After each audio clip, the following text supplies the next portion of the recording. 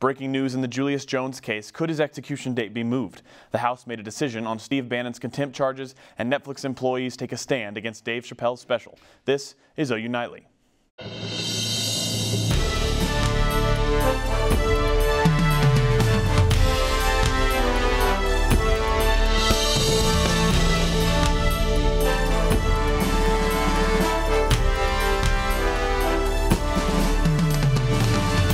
Hello, thanks for joining us for OU Nightly. I'm Kolby Terrell. And I'm Alyse Jones. We begin with breaking news in the Julius Jones case. OU Nightly's Morgan Owens has the latest from the newsroom. Kolby, Alyse, lawyers for Julius Jones are working overtime to pause or even stop his execution. Today, attorneys for Jones and 3 other death row inmates asked a federal court for a temporary execution delay.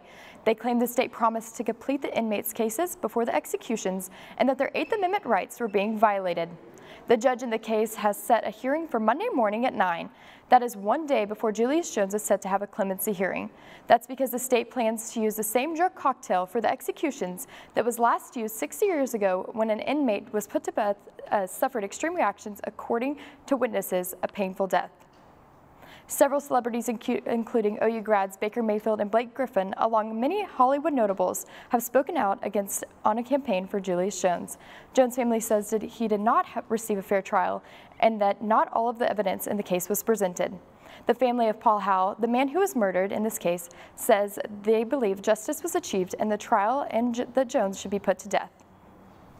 And now we have more breaking news from the House.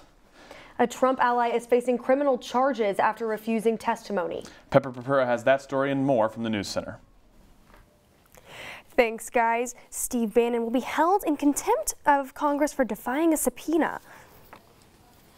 No man is above the law and no man is below the law. If you get a subpoena, you can't hide behind vague, immaterial claims of privilege. The Select Committee investigating the January 6th insurrection asked Bannon to testify, but he refused. Democrats passed a resolution referring Bannon to the Justice Department on a criminal contempt charge. If the Justice Department finds Bannon guilty, he could be fined and face up to a year imprisonment. The lives of 17 Christian missionaries may be taken if a Haitian gang leader's demands are not met. The U.S. and Canadian missionary group was kidnapped on Saturday, among them several children and teens. The U.S. addressed the situation Tuesday and is coordinating with the Haitian government.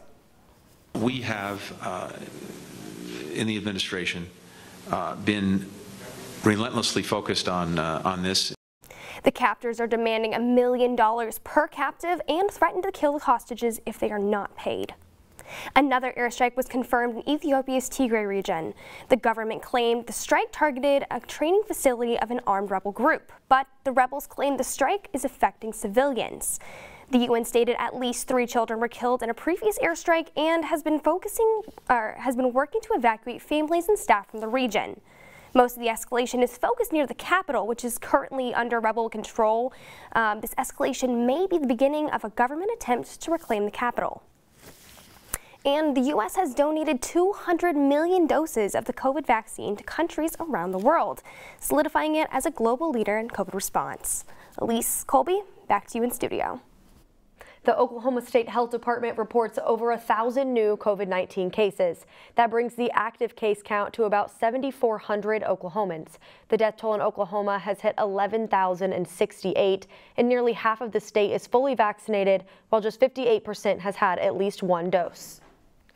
And now we're in that time of the year where we just don't know what the weather's going to look like each day and surprise us with. Emma Landeros joins us live with a look at those unpredictable fall temperatures. Emma?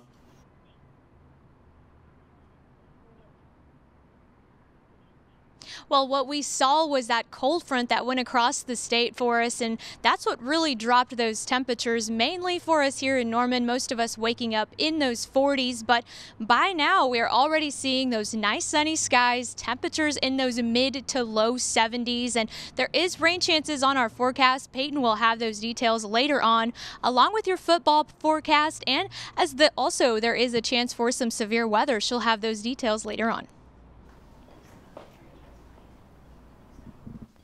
Historic buildings on campus are still waiting for hail damage repair 10 days after the storm. OU Nightly's Libbey took a look at what buildings need repairs.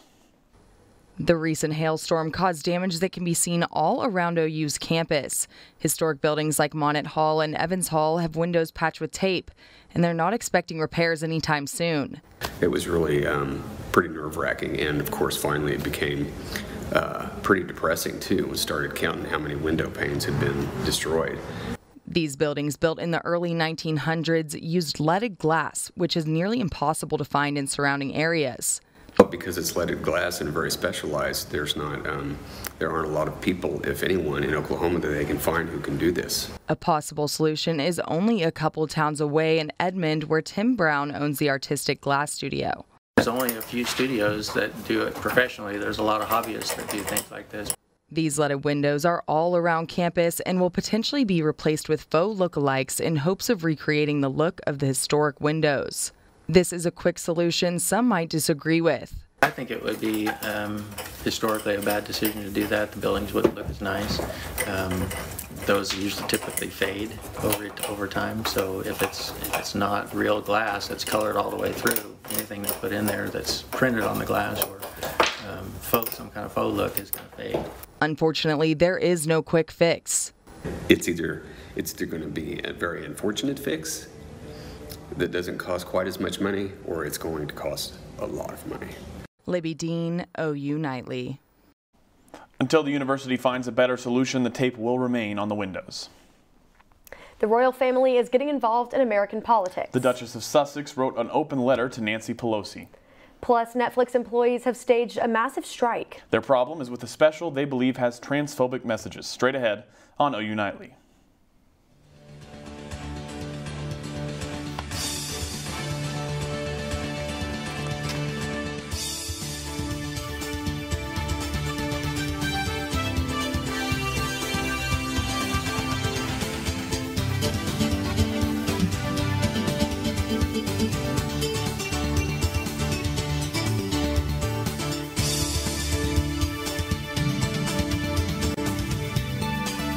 For one Norman local, the pandemic was the perfect time to launch a dream. OU Nightly's Mikayla Smith tells us about a new local business. At only 23, Alfonso Lopez is already doing what most people only dream of, owning a business. I think I've always known that I wanted to own a business, just because I saw my parents build a business my entire life. The young entrepreneur says he was pretty happy before the pandemic, but always knew he wanted more. 2020 was a time of reflection for many people, and for Alfonso, that's when he decided to create his business, Let's Work. The fitness apparel brand was born during the start of the COVID lockdown. Lopez was working as a health coach when he saw an opportunity rise in front of him, and he started printing t-shirts. My first t-shirt ever was just a basic hashtag Let's Work t-shirt, and I think it gave people motivation and inspiration to continue to work through all their problems, through all their fear, regardless of the outside circumstances. The business to Lopez is personal. From the design he imagines to the official website launch of new material, he's in charge every step of the way. The company is not just a reflection of what the world needed in a dark time. I understood the brand was a true representation of me and my beliefs, and so that's when I kind of realized, like, this is something that I want to do, and then I just went completely all in and doubled down on it and just continued to go from there. His message to others is, if you have a dream, take the leap, because the rewards can be tremendous. Mikayla Smith, OU Nightly. He hopes to one day have Let's Work apparel available for purchase in sporting stores across America. America's princess is advocating for parents across the nation. Deyton has that story and more in entertainment. Thank you, Kolby. Meghan Markle wrote an open letter to Congress advocating for paid leave in the U.S. The Duchess of Sussex believes paid leave should be a national right, and no family should have to choose between being present with your child or being paid. In the letter, she says, quote, "This is about putting families above politics." This comes after Biden had initially called for 12 weeks of paid family and medical leave, but recently proposed a plan to reduce it to 4 weeks. And hundreds of Netflix employees staged a walkout yesterday in Los Angeles to protest the new Dave Chappelle special. The special featured several jokes targeting transgender people and is now criticized as transphobic by the LGBTQ+ community. Before the walkout, the streaming service released a statement saying that they value their trans colleagues and allies and understand the hurt they have caused. There's no word as to if the special will remain on the platform. And a mental health organization has denied Jamie Lynn Spears donation proceeds from her upcoming memoir, Things I Should Have Said. Spears announced that she selected the nonprofit This Is My Brave to receive the proceeds. Britney fans then directed harsh criticism at the nonprofit on social media, saying that they would be accepting donations from someone who highly contributed to the detriment of their own sister's mental health. The organization posted to their Instagram that they will not be accepting any donations from Spears. And in other news, Whitney Houston fans get excited because their hologram concert will make its debut on the Las Vegas Strip this coming Tuesday. Back to you guys at the desk. Well, one popular thrift store hosted a career fair today. For those in the job market, there's openings all across the state. Plus, I hear some severe weather could be on the way. Peyton Galyean has more. That's right. Well, as right now, temperatures outside are very pleasant. Come this weekend and into Sunday, eastern Oklahoma might not be as pleasant. I'll have more on the threats coming up.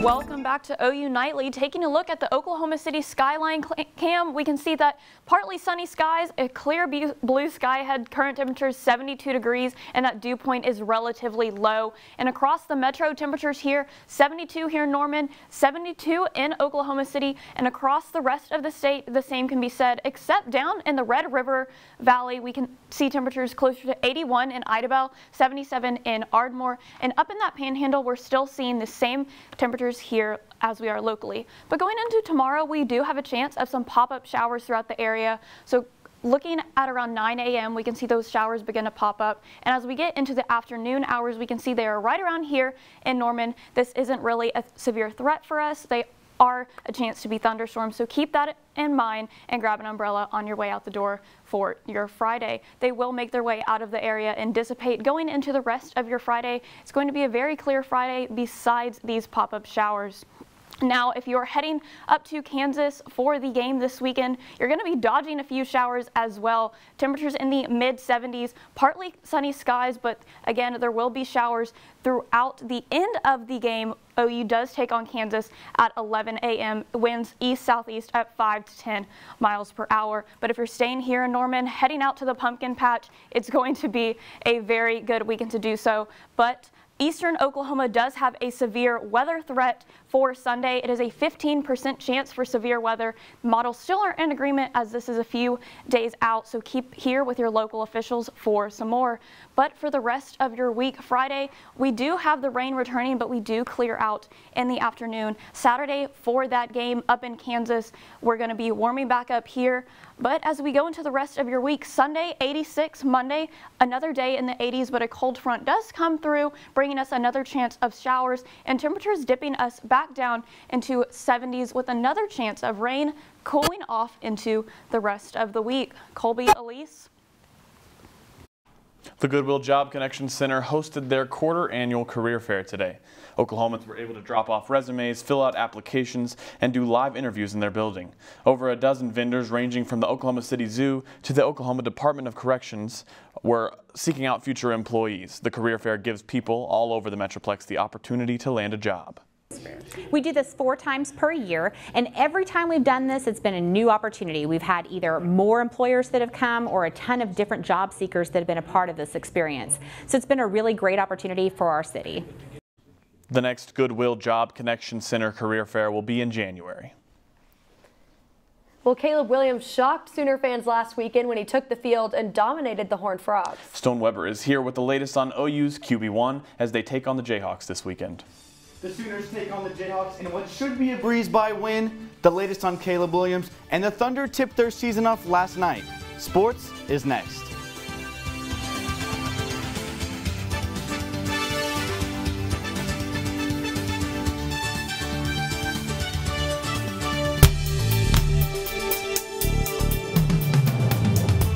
I'm Stone Weber, and it is time for your sports.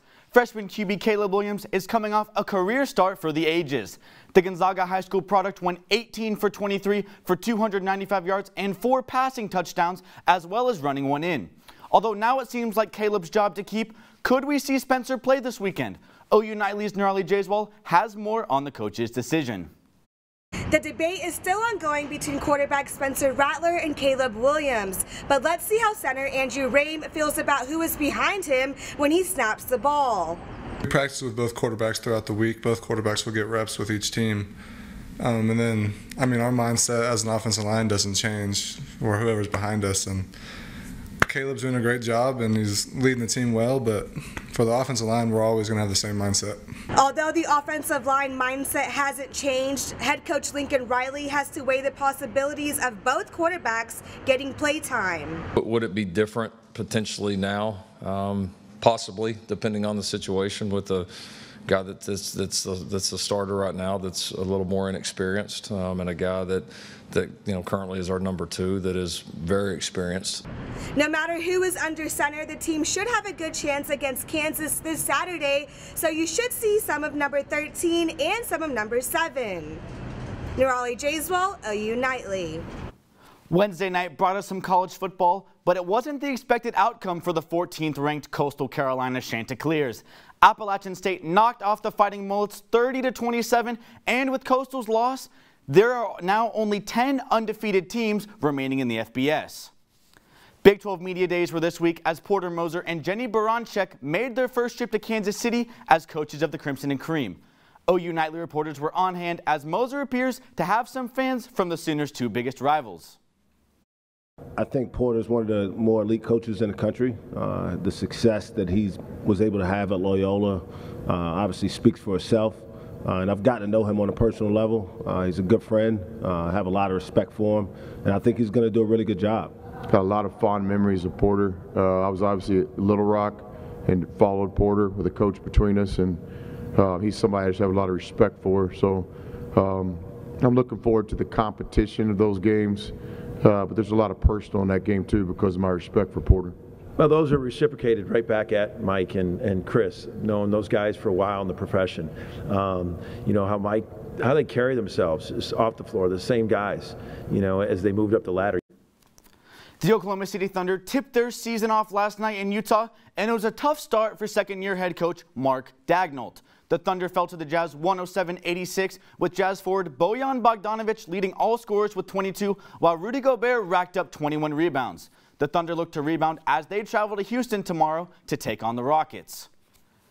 Week 7 of the NFL begins tonight, and an OU alum will miss his first career start. The 3-3 Browns will be without Baker Mayfield as he is out with a torn labrum, as well as 3 other offensive starters with OBJ still listed as questionable. Kickoff is tonight at 7:20 on Fox. And the Broncos have been hit by the injury bugs as well. Are you guys going to tune in tonight? Stone, I don't really have any fantasy players, but I might give it a look. Thanks, Stone. We all know traffic can be a pain, especially when there's construction. Find out how one traffic director works to brighten the driver's day straight ahead on OU Nightly.